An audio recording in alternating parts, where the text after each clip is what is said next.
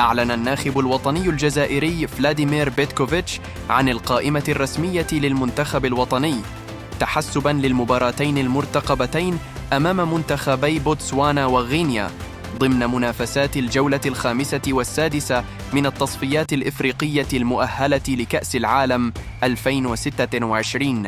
وضمت القائمة أسماء بارزة تنشط في مختلف الدوريات الأوروبية، إلى جانب عناصر شابة تم استدعاؤها لأول مرة في إطار سياسة التجديد التي ينتهجها بيتكوفيتش منذ توليه قيادة الخضر. إليكم القائمة الرسمية التي أعلن عنها بيتكوفيتش. في حراسة المرمى: أليكسيس قندوز، زكريا بوحلفاية، وأسامة بن بوط. في خط الدفاع: عيسى ماندي، محمد الأمين توغاي، ريان آيتنوري، رامي بن سبعيني، كيفن قيطون، جوان حجام، يوسف عطال، وأحمد توبة.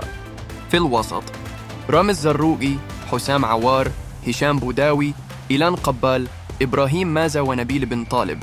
في خط الهجوم: رياض محرز، أمين قويري، محمد الأمين عمورة، بغداد بونجاح، سعيد بن رحمة، ياسين بن زية، فارس شايبي، يوسف بلايلي، وأخيراً أنيس حاج موسى.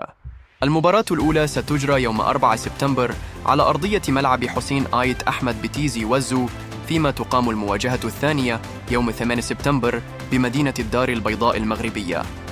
ما رأيكم في هذه القائمة؟ شاركونا آراءكم في التعليقات. إذا أعجبكم الفيديو لا تنسوا الضغط على زر الإعجاب والاشتراك في القناة ليصلكم كل جديد.